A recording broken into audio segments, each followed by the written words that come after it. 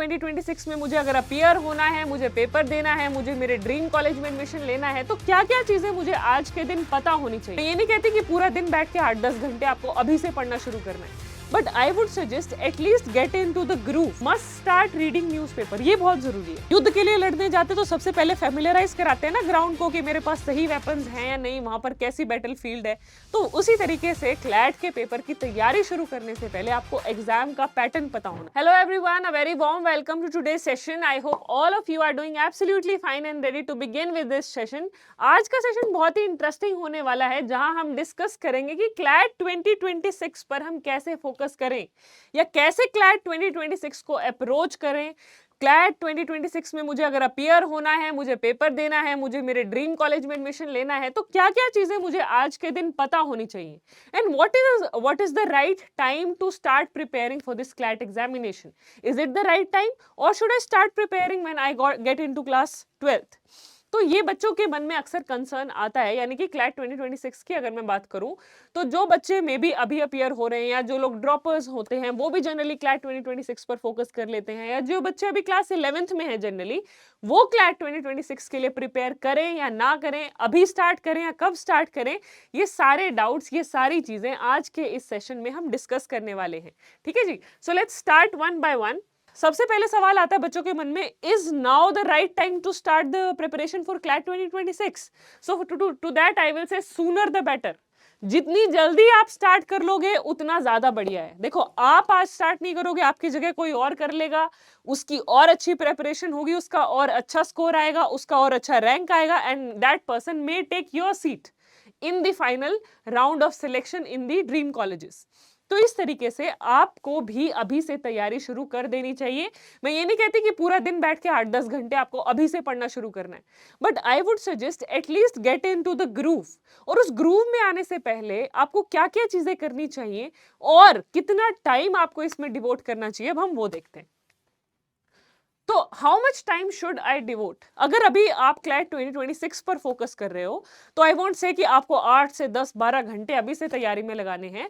अगर आप दिन में 2 से 3 घंटे सिंसियरली, ये नहीं कि साथ में फोन भी चला रहे हो, साथ में सोशल मीडिया को भी यूज कर रहे हो, साथ में कुछ और एक्टिविटीज भी करे जा रहे हो, नहीं, sincere and focused 2 to 3 hour study अगर अभी से आप करने लग जाओगे तो it will yield very good results for you. जो भी बच्चे क्लैट 2026 को फोकस कर रहे हैं, अभी से अगर आप 2-3 घंटे दिन के थोड़ा सा पढ़ लोगे, अच्छे से पढ़ लोगे, तो देखना आपको 3-4 महीने में खुद में डिफरेंस फील होगा। 3-4 महीने में के बाद आपको खुद से एक कॉन्फिडेंस फील होगा कि चलो इतना सब्जेक्ट का सिलेबस तो मैंने कवर कर लिया, करंट अफेयर्स तो चलो मुझे पता चल गया कैसे पढ़ते हैं, कौन से करंट अफेयर्स इंपॉर्टेंट है। वैसे अगर करंट अफेयर्स की मैं बात करूं तो देखो जनवरी ऑनवर्ड्स ही आएंगे आपके पेपर में, बट अभी से करंट अफेयर्स आप पढ़ोगे ना तो आपको पढ़ने की आदत बन जाएगी। और इसके साथ he must start reading newspaper, ये बहुत जरूरी है। 2 से 3 घंटे मैंने आपको कहा कि आपको अभी से पढ़ना शुरू कर देना चाहिए, उसमें से मैं कहूंगी 1 घंटा न्यूज़पेपर रीडिंग को दो। अच्छे से पढ़ो न्यूज़पेपर को। न्यूज़पेपर में जो एडिटोरियल्स आते हैं उनको थॉरली पढ़ो, क्योंकि आपके क्लैट के पेपर में भी क्या आते हैं, पैसेजेस आते हैं। तो पैसेजेस को पढ़ने की प्रैक्टिस इन एडिटोरियल से पढ़ने से भी हो जाएगी, क्योंकि कई बार बच्चों को क्या होता है, कॉन्सेप्ट्स तो आते हैं, सारे सब्जेक्ट की नॉलेज होती है, बट उनकी रीडिंग स्पीड अच्छी नहीं होती या उनकी इंटरप्रिटेशन स्पीड अच्छी नहीं होती। तो क्लैट क्योंकि पैसेज बेस्ड पेपर है, पहले आप पैसेज पढ़ते हो फिर क्वेश्चंस को सॉल्व करते हो, तो आपकी रीडिंग स्पीड अच्छी होनी चाहिए, आपकी इंटरप्रिटेशन स्किल अच्छी होनी चाहिए। तो उसके लिए बहुत जरूरी है कि आप अभी से न्यूज़पेपर पढ़ना शुरू कर दो। उसके 3 फायदे हैं। पहला फायदा तो ये है कि आपकी रीडिंग स्पीड बढ़ जाएगी, यानी कि आप एक वन गो में ही उसको अच्छे से समझ पाओगे पैसेज को कि वो क्या कहना चाह रहा है। दूसरा फायदा यह है कि आपकी इंटरप्रिटेशन पावर बढ़ेगी। अब मैं चाहूंगी कि आप लोग वैरायटी ऑफ पैसेजेस पढ़ो, आप साइबर लॉज पे भी पढ़ो, आप लोग अगर कोई करंट सोशल प्रॉब्लम है उससे रिलेटेड भी पैसेजेस पढ़ो, कोई करंट लीगल ट्रेंडिंग टॉपिक्स है उनसे रिलेटेड भी पढ़ो, आपका कोई इंटरनेशनल अफेयर्स में इंटरेस्ट है तो उससे रिलेटेड भी पैसेजेस पढ़ो। जितना वाइड होराइजन होगा आपका रीडिंग का, उतनी ही स्ट्रॉन्ग आपकी इंटरप्रिटेशन स्किल्स होंगी, जो कि पेपर में अल्टीमेटली आपको हेल्प करेंगी। देखो, ये कुछ ऐसी चीजें हैं जो एक दिन में नहीं बिल्ड करी जा सकती। रीडिंग स्पीड अच्छी हो, इंटरप्रिटेशन स्किल्स अच्छी हो, ये एक दिन में नहीं हो सकती, एक महीने में नहीं हो सकती। It takes time. So if you start working on it right now, it will definitely yield the best results for all of you. Trust me, this is tried and tested मैंने खुद भी ट्राई टेस्ट किया है और बहुत सारे बच्चों ने मुझे इस पे रिव्यूज भी दिए हैं कि हाँ मैम, आपने जो वो ट्रिक बताई थी कि न्यूज़पेपर पढ़ने से आपकी रीडिंग स्पीड अच्छी होगी, इंटरप्रिटेशन अच्छी होगी, वोकैबुलरी भी अच्छी हो जाएगी। तो एक तरीके से ये 3 चीजें तो हैं और साथ में करंट अफेयर्स भी अच्छे से प्रिपेयर हो जाएंगे।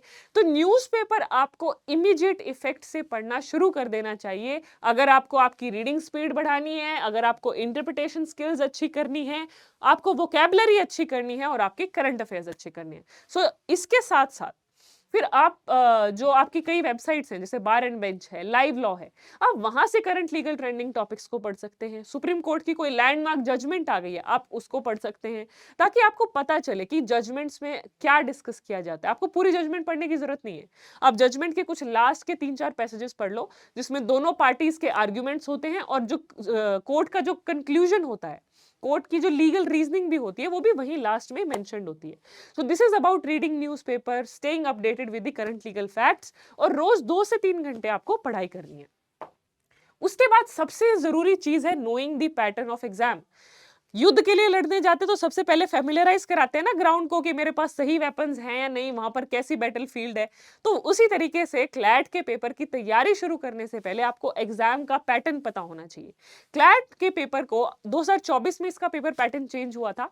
एट प्रेजेंट क्या फॉर्मेट है, अभी आपके पेपर में 120 क्वेश्चंस आते हैं, 120 questions, and you get 120 minutes to solve the paper. इसके अलावा हर क्वेश्चन का 1 नंबर है, 1 mark for 1 each correct answer, और इसमें नेगेटिव मार्किंग भी है, यानी कि अगर आपने गलत आंसर दिया तो आपको 0.25 मार्क्स जो है वो डिडक्ट होगा। ठीक है जी। So this is the marking scheme and the pattern of examination. अब सब्जेक्ट्स कौन कौन से आते हैं आपके पेपर में? लीगल रीजनिंग आता है क्योंकि आपका लॉ का एंट्रेंस एग्जाम है ना। करंट अफेयर्स आते हैं, क्वांटिटेटिव एप्टीट्यूड भी पूछा जाता है, लॉजिकल रीजनिंग आती है और इंग्लिश। तो ये 5 टॉपिक्स हैं आपके, 5 जो सब्जेक्ट्स हैं आपको क्लैट की प्रेपरेशन के लिए अपने आप को तैयार करना है इन 5 सब्जेक्ट्स के लिए कि कहीं से भी किसी भी सब्जेक्ट में आप कमजोर ना रहो। अभी क्योंकि आपके पास टाइम का एडवांटेज है, अभी से आप सब्जेक्ट्स पढ़ने लग जाओगे तो आपको बाद में यूं नहीं लगेगा अरे यार इस सब्जेक्ट को इंप्रूव कैसे करूं। तो इस टाइम का जो बच्चा फायदा उठाएगा उसको डेफिनेटली बेनिफिट मिलेगा, कोई भी सब्जेक्ट फिर आपका वीक नहीं रहेगा। ठीक है जी। तो अपने आप को एग्जाम पैटर्न से फेमिलियराइज करना। उसके बाद अगला स्टेप जो बहुत जरूरी है, प्रीवियस ईयर क्वेश्चन पेपर्स को एनालाइज करो। प्रीवियस पेपर को एनालाइज करने से आपको पता चलेगा कि पिछले 2-3 साल से क्या ट्रेंड चल रहा है, किस तरह के क्वेश्चंस आते हैं, किस तरह के पैसेजेस आते हैं, लीगल में किस तरह के क्वेश्चन पूछे जाते हैं, क्या ट्रू फॉल्स ही पूछते हैं या एप्लीकेशन बेस्ड क्वेश्चन पूछते हैं, क्या असर्शन रीजन वाले भी क्वेश्चंस आते हैं।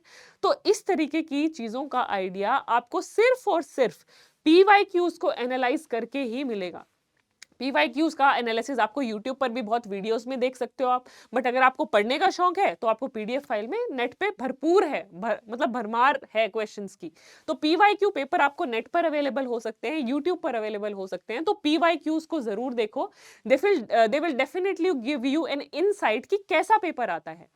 फिर आप मेकआउट कर पाओगे कि कौन सा एरिया आपका वीक है और उस पे फिर थोड़ा सा ज्यादा टाइम लगाना शुरू कर दो। अगर आपको लगता है कि मेरा तो मैथ्स वीक है, मुझे तो मैथ्स से डर लगता है, बट क्वांटिटेटिव एप्टीट्यूड के लिए चाहिए थोड़ा मैथ्स, तो उस पे आप अभी से काम करना शुरू कर सकते हो। या अगर आपको लगता है कि मुझे प्रॉब्लम आने वाली है लॉजिकल में, तो लॉजिकल को अभी से पढ़ना शुरू कर दो। तो इसलिए पीवाईक्यूज को एनालाइज करना बहुत जरूरी है अपनी स्ट्रेंथ्स और अपनी वीकनेसेस को पहचानने के लिए। ठीक है जी।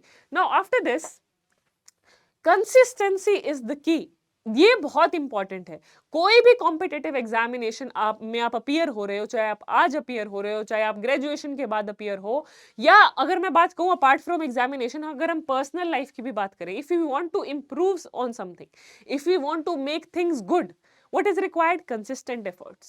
Consistency is the key. जो भी बच्चा consistently effort करता रहेगा, क्योंकि इनिशियली तो बहुत मोटिवेटेड होते हैं, इनिशियली बहुत हमारा मोरल हाई होता है, धीरे धीरे धीरे हमारे माइंड में डिस्ट्रैक्शन आ जाती है कि यार मेरा दोस्त तो खेल रहा है, मैं पढ़ाई में लगा हुआ हूँ, अभी तो बहुत समय है, बाद में कर लूंगा। नहीं, जो बच्चा कंसिस्टेंट रहेगा अपने एफर्ट्स में, उसको ही रिजल्ट्स देखने को मिलेंगे, उसका ही ड्रीम कॉलेज में एडमिशन होगा।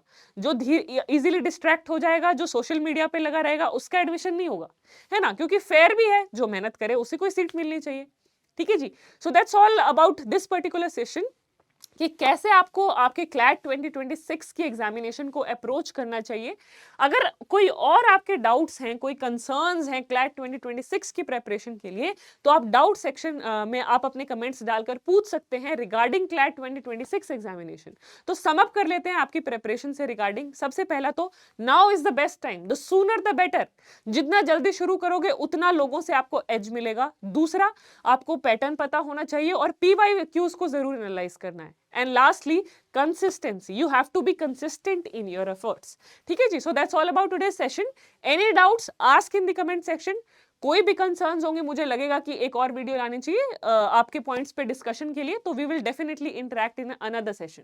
ठीक है जी, so that's all about today's session. I hope all of you, those who are focusing on CLAT 2026, they must start preparing with the immediate effect. ठीक है जी, so that's all for today's session. Thank you everyone. I hope you all have a great day ahead. Bye bye. Take care.